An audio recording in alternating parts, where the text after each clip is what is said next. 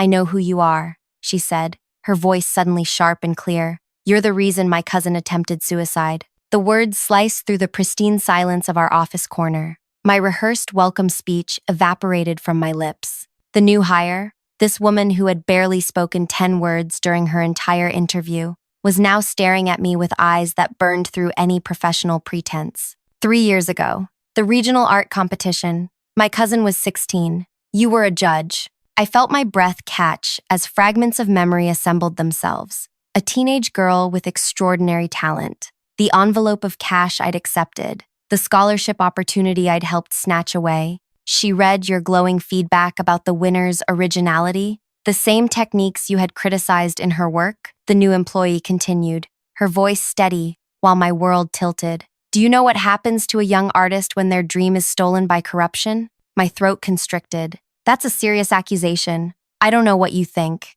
I don't think. I know. She turned to her computer, suddenly the picture of professional calm. But don't worry, I'm here to work. I struggled to breathe normally, to process what had just happened. This couldn't be real. After 3 years, after I'd nearly forgotten about that competition, this woman had appeared, hired by my own boss, seated beside me, ready to… What? What exactly did she want? She began typing, her fingers moving with practiced precision across the keyboard, as if she hadn't just detonated a bomb in my carefully constructed life. You can't prove anything, I whispered, unable to stop myself. She didn't look up.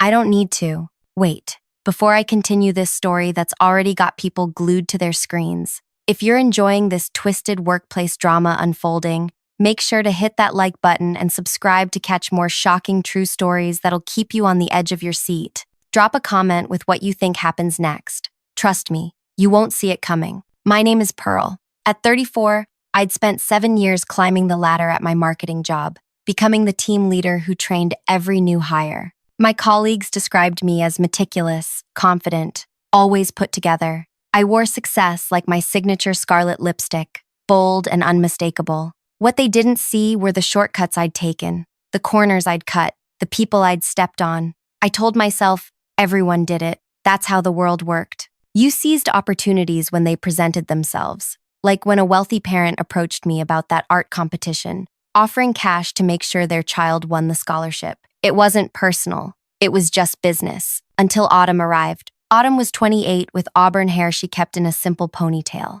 She dressed modestly in neutral colors, spoke rarely in meetings, and submitted work ahead of schedule. My boss, Dale, had practically gushed about her portfolio during her interview. She's brilliant but quiet, he'd said. Perfect for our team. I wasn't worried. New hires came and went. Training them only secured my position further, until those first words she spoke to me alone revealed she was not just another employee. She was a ticking bomb placed directly beside me. The first week was agony. I expected her to expose me to Dale, to send emails revealing my past. I prepared excuses, explanations, denials, but she did nothing except excel at every task. She arrived early, stayed late, learned systems quickly. Clients adored her restrained brilliance. By the second week, I started giving her impossible tasks, a complete rebranding concept due in hours instead of days, client presentations with deliberately missing information, projects that had caused previous employees to crack. Autumn completed everything flawlessly. How are you finding your new team member?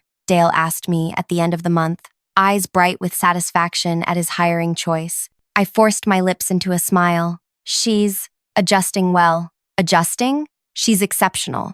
The Winslow account specifically requested her concepts for their campaign after seeing her preliminary work. The Winslow account, my account, the one I'd nurtured for 3 years. I guided her closely on that, I said, feeling heat creep up my neck. Dale tilted his head. She mentioned she worked on it after hours since you had her focused on the Monroe project. My smile froze. Right. Yes. She takes initiative. That night, I stayed late, waiting until the office emptied. When Autumn finally left, I slipped to her desk, searching for something, anything, evidence of her plotting against me, communications with her cousin, proof she was sabotaging me somehow. Her desk was immaculate, not even a post-it note with a personal reminder. Her computer was locked and company issued. Nothing seemed out of place except a small plant she'd brought, a tiny cactus, in a plain white pot. Frustrated, I returned to my desk, jumping when my phone buzzed with a text from an unknown number. Looking for something? I whirled around, scanning the empty office, the security cameras. Had she somehow seen me? I deleted the message, hands trembling.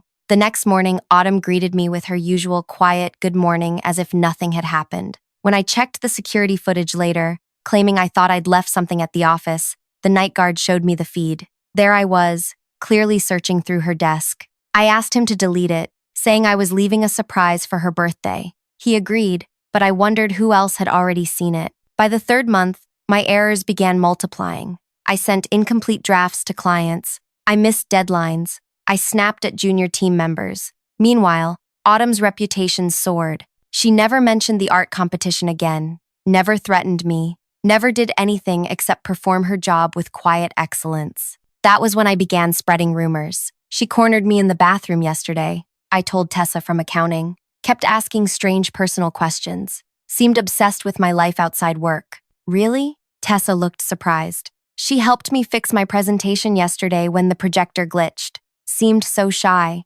That's her technique, I whispered. Two-faced. She has an agenda, I'm telling you. I tried variations with different colleagues. Autumn was difficult to work with. Autumn took credit for others' ideas. Autumn made uncomfortable comments, but like a boomerang, each rumor returned to strike me. Actually, she helped me solve that client issue. She gave me full credit in the meeting. She stayed late to finish when you left early. My credibility cracked while hers strengthened. I began having nightmares about the art competition, about the teenage girl whose paintings had shown such raw talent. In my dreams, the girl's face morphed into Autumn's, watching me with knowing eyes as I drowned in paint.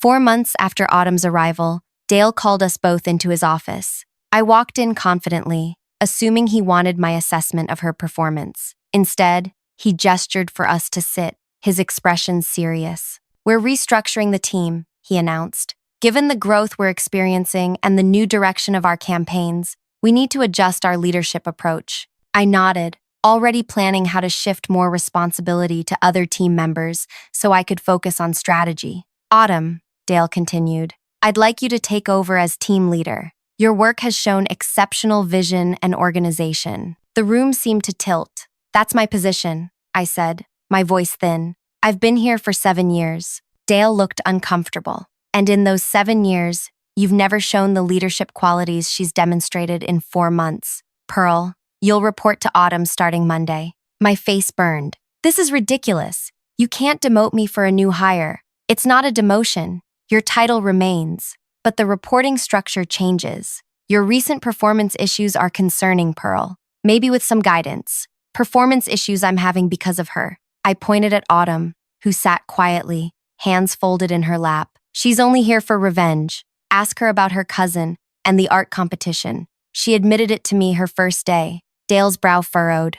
What art competition? The regional one, 3 years ago. I was a judge. She claims I took bribes to favor another contestant over her cousin, who then tried to kill herself. She told me this. Ask her. Dale turned to Autumn, confusion evident. Is this true? Autumn tilted her head slightly. Art competition? I don't have a cousin who's an artist. But you said, I sputtered, heat rushing to my face. You told me your cousin attempted suicide because of me, right there at your desk, your first day. Autumn's expression remained placid. I never said anything about art or cousins. I've been focused on learning the job you're training me for. She turned to Dale with concern in her eyes. Pearl has been acting strangely for weeks, checking my desk after hours, spreading stories about me. Dale's eyes widened. Is that true, Pearl? No. She's lying, My voice cracked as I realized how I sounded. The security footage, the failed rumors, my deteriorating work. I was concerned about some missing files, but the security team mentioned you reviewed footage from after hours, Dale said quietly. Something about leaving a birthday surprise? My mouth went dry. She's manipulating everyone. She's doing this on purpose.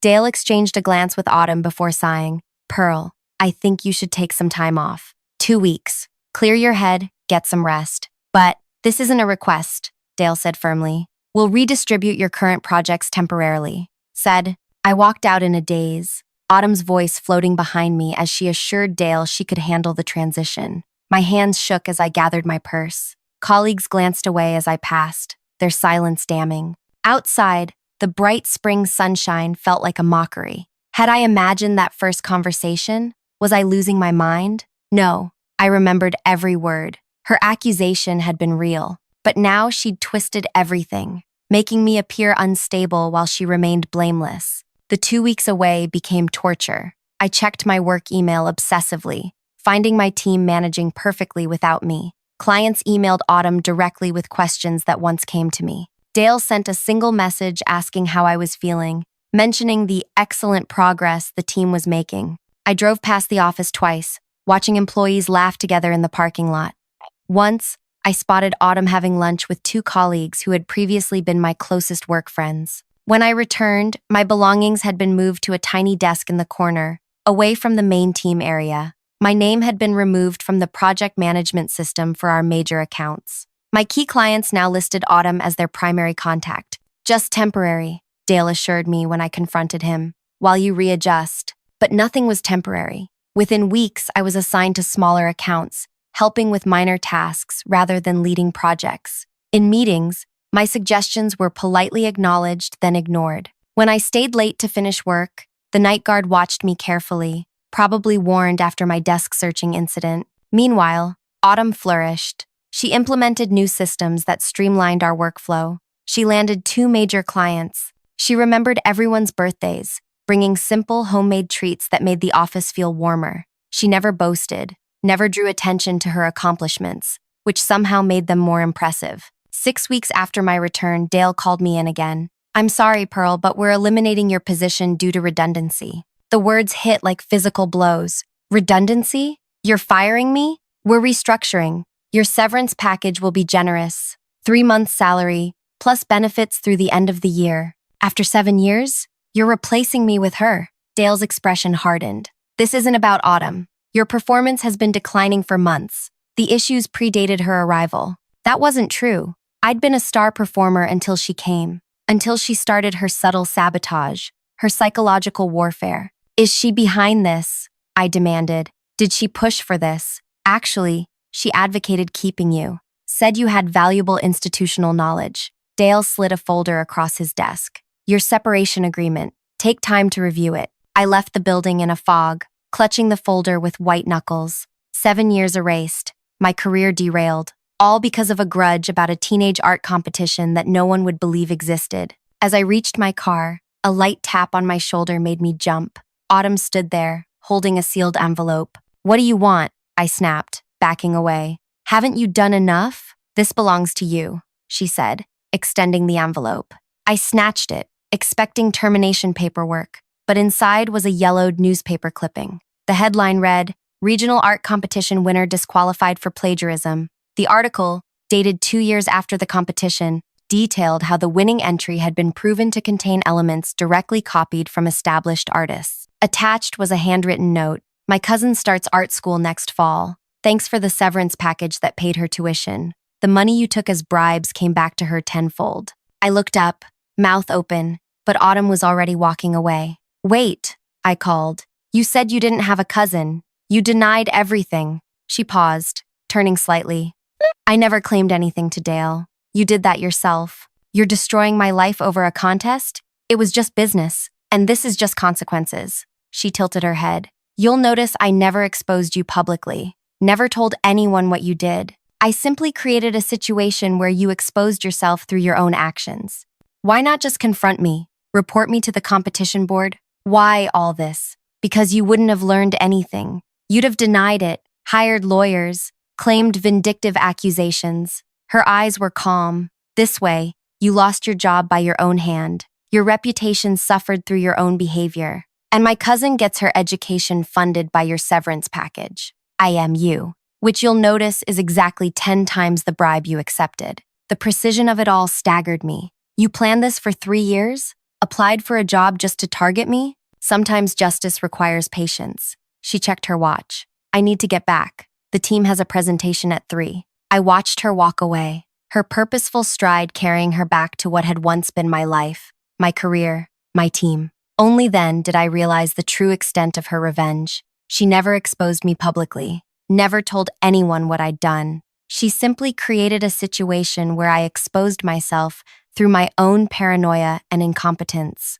The revenge wasn't just taking my job, it was making me destroy myself. That night, I drove to the beach, the envelope on the passenger seat beside me. Waves crashed against the shore as I read the article again. The teenager who'd won with my help had been caught, her reputation damaged. The ripples of my corruption had touched more lives than I'd allowed myself to consider. I thought of calling a lawyer, fighting my termination, exposing Autumn's vendetta, but what would I say? That I was targeted for accepting bribes in a competition years ago? That I had unfairly crushed a young artist's dreams for cash? The truth would only bury me deeper. My phone buzzed with a text from an unknown number. "She's painting again." I stared at the 3 words, understanding their weight. The cousin who had tried to end her life after losing the scholarship had found her way back to art. Despite what I'd done, she'd survived, was creating again. The salt air filled my lungs as I stepped onto the sand, shoes sinking with each step. The vastness of the ocean stretched before me, indifferent to human schemes and failures. For the first time, I saw myself clearly, not as the competent professional I'd pretended to be, but as someone who had caused real harm and was facing real consequences. I typed a response, fingers hesitant. "I'm glad." 3 dots appeared then. "Her first exhibition opens next month. The invitation is in your glove compartment." 3. I rushed back to my car, yanking open the glove compartment. Inside was an elegant card for an exhibition titled Resurrection by a young artist named Winter. The location was a small gallery across town. My hands trembled as I held the invitation, wondering how it had gotten there, wondering what I was meant to do with it. Another text arrived. "Attend or don't. Your choice. But you should see what almost died because of you." I drove home in silence, the invitation burning a hole in my purse. Would attending be an act of atonement or intrusion? Did I deserve to witness Winter's triumph after contributing to her darkest moment? Over the next weeks, I applied for jobs half-heartedly, each rejection feeling deserved. I avoided former colleagues, knowing how they must talk about my departure. I researched Winter online, finding sparse information about a promising young artist whose work explored themes of betrayal, recovery, and justice. The night of the exhibition arrived, and I stood outside the gallery for 20 minutes before finding the courage to enter. The space was small but elegant, filled with people admiring large canvases bursting with color and emotion. I moved through the crowd like a ghost, anonymous in my simple black dress, and then I saw her. Winter stood near the center of the gallery, tall and poised at 19, her dark hair cut in a sharp bob that framed intelligent eyes. She didn't look broken or damaged. She looked triumphant as she explained her work to an engaged group of listeners.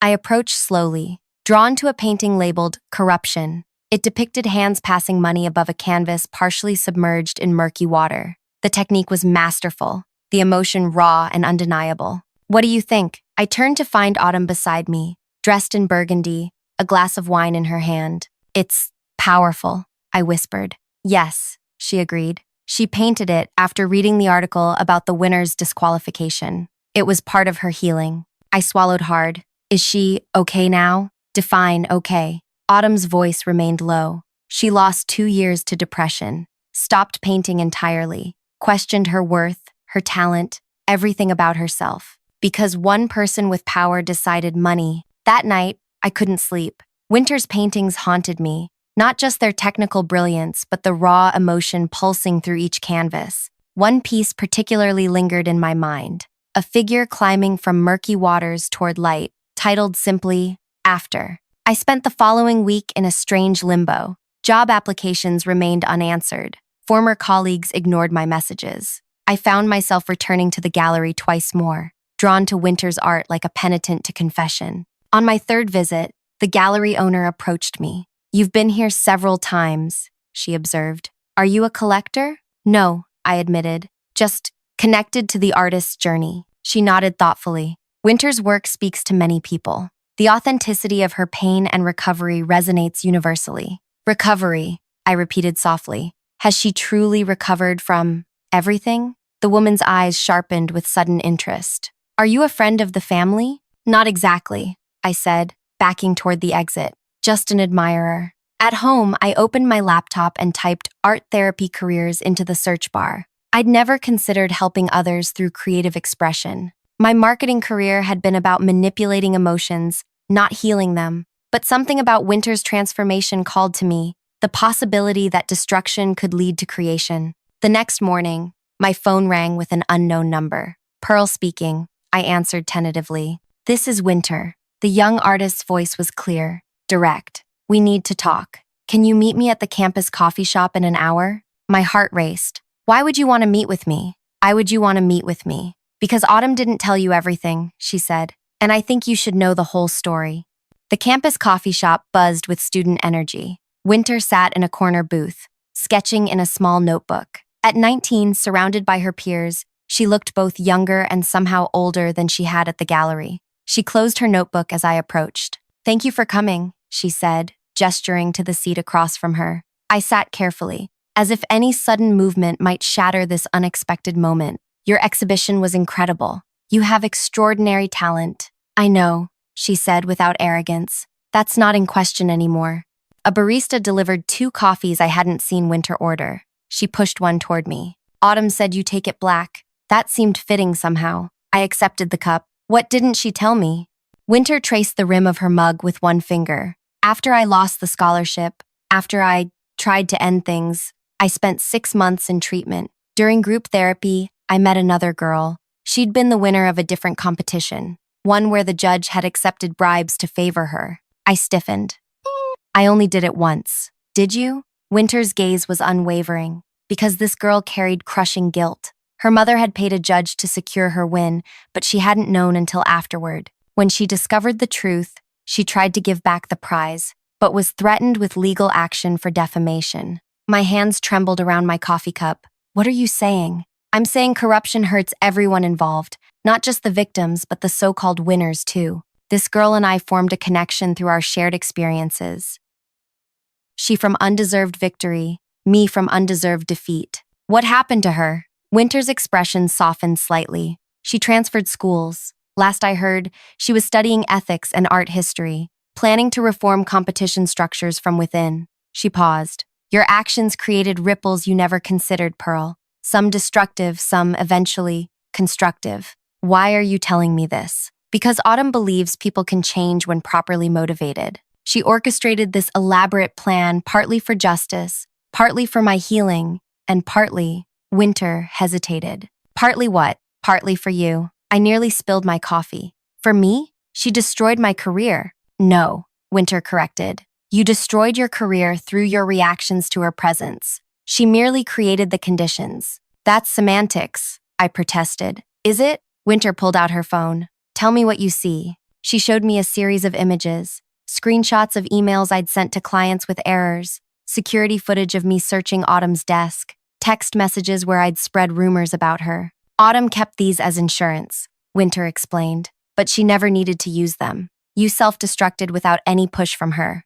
Shame burned through me. So this meeting is what, my final humiliation? No, Winter put her phone away. It's an opportunity. It's an opportunity. For what? The gallery where my exhibition is showing needs an assistant manager, someone with marketing experience who understands the business side of art. Winter met my eyes. Autumn suggested you. I laughed incredulously. You can't be serious. After everything, precisely because of everything, Winter interrupted. You understand firsthand how corruption destroys art's integrity. You've experienced the consequences of dishonesty, and now you need redemption. Why would you trust me anywhere near your art career? Winter's smile was slight but genuine. Because having you work in service of emerging artists, including me, is a more meaningful consequence than watching you struggle unemployed. Autumn agrees. Autumn knew about this meeting? It was her idea, the final phase of her plan. I sat back, stunned. What plan? First, to make you face what you'd done by bringing me back into your life. Second, to let you experience the loss of something you valued as I did. Third, to give you a path toward restoration, not of what you lost, but of something new you could build. The calculated precision of it all left me breathless. She orchestrated every moment. My professional collapse, your artistic resurrection, and now this. This job offer? Not every moment, Winter corrected. Your choices remained your own throughout. You could have responded differently at each step. And if I had, different consequences would have unfolded. Winter checked her watch. The gallery owner expects your call by 5 if you're interested. The pay is less than your corporate salary, but the work has integrity. She stood, gathering her belongings. I remained seated, processing everything. Why would Autumn go to such lengths? I finally asked. Most people would have simply reported me to the competition board, sued me, or exposed me publicly. Winter paused. Because traditional punishment rarely creates change. Autumn believes in transformative justice, consequences that force growth rather than mere suffering. She shouldered her bag. Also, I asked her not to destroy you completely. I didn't want your ruin on my conscience. As she turned to leave, I called after her. Did she know I would come to your exhibition? Winter glanced back. She counted on it. Autumn understands people's psychology, what drives them, what breaks them, and what might heal them. Alone at the table, I contemplated the job offer.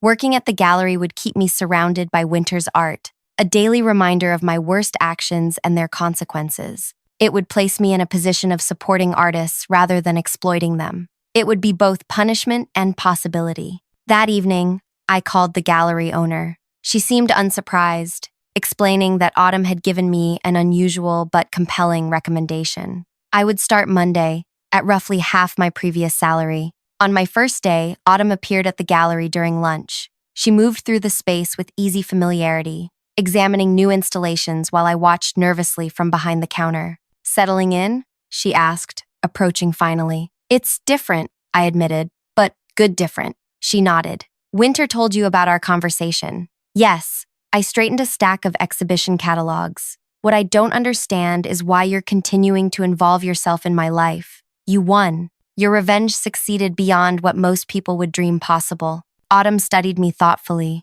That perspective reveals you still don't fully understand what happened. Then explain it to me, I challenged. Because from where I stand, you infiltrated my workplace, systematically dismantled my career, exposed my worst actions, and now have me working essentially in service to your cousin's art career. Those are the external events, Autumn acknowledged, but they're not the revenge. Then what was? The true revenge was forcing you to confront yourself. Not just what you did to Winter, but who you became by doing it. She picked up one of Winter's exhibition postcards from the counter. A person who accepts bribes once rarely stops there. Your performance issues predated me, Pearl. Your ethical shortcuts were increasing. You were on a path to much greater corruption. So you're saying you saved me from myself? I scoffed. How magnanimous. No. I made you experience the consequences of your actions in a way that might actually transform you. Traditional revenge, public exposure, legal action would have made you defensive, bitter, convinced of your victimhood. Autumn placed the postcard back carefully. This way, you had to watch yourself deteriorate through your own choices. You had to recognize your own corruption. And this job? Is this part of my transformation too? It's an opportunity, not a guarantee. You might use it to rebuild yourself into someone better. Or you might resort to old habits and lose this position too. She shrugged. That choice remains yours. The gallery door chimed as a potential buyer entered. Autumn stepped back. Winter's next series begins production next month, she said. The theme is resurrection. You'll be helping promote it. As she turned to leave, I called after her. Will you be watching me forever? Is this surveillance part of my penance? Autumn paused at the door. This was never about penance, Pearl. It was about justice. And justice isn't achieved through perpetual punishment. It's achieved through genuine change. After she left, I helped the customer who had entered, answering questions about Winter's techniques and inspiration. For the first time, I found myself advocating sincerely for an artist's vision, rather than calculating how to manipulate the customer's emotions for a sale. That night, I received a final text from Autumn. The revenge is complete. What happens next is no longer about Winter or me. It's about who you choose to become. 3 months later, Winter's Resurrection series opened to critical acclaim. Standing in the gallery I now helped manage, I watched her speak confidently to critics and collectors about her journey from despair to creative rebirth. Several pieces sold within the first hour, including one to the former competition winner who had unwittingly benefited from my corruption. After the opening, Winter approached me with an unexpected request. I want to paint you, she said, for my next series. Me? I was stunned. Why would you want me as a subject? Because transformation is my next theme. she explained, and yours has been instructive. I'm not transformed, I admitted. I'm still struggling with who I was, who I am now. Exactly, Winter nodded. That's what makes you the perfect subject. The struggle itself is where the art lives. As guests filtered out and the gallery quieted, I found myself alone with the exhibition. Winter's new paintings surrounded me, each one depicting some aspect of resurrection. In the center hung a piece I hadn't noticed before, a small canvas showing two hands, one offering something indistinct, the other hesitantly reaching to accept it. The title plate read, Second Chances. I stood before it for a long time, understanding finally the true nature of Autumn's revenge. She hadn't merely punished me or exposed me. She hadn't simply taken what I valued or humiliated me publicly. She had methodically dismantled everything I thought I was, stripped away my defenses and denials, forced me to witness the harm I'd caused, and then offered me the one thing I didn't deserve, the opportunity to rebuild myself into someone better. The revenge wasn't in what she took from me. It was in what she demanded I become. As the gallery lights dimmed automatically at closing time, I sent a text to the number Autumn had used. I understand now. The response came quickly. Then it worked. If you've been moved by Pearl's journey from corruption to consequence to potential redemption, take a moment to reflect on your own choices. Like, comment, and subscribe if you believe in second chances, or if you're fascinated by justice that transforms rather than merely punishes. Share your thoughts. Would you have given Pearl the opportunity Winter and Autumn offered? Sometimes the most powerful stories aren't about revenge at all, but about what happens after the vengeance is complete.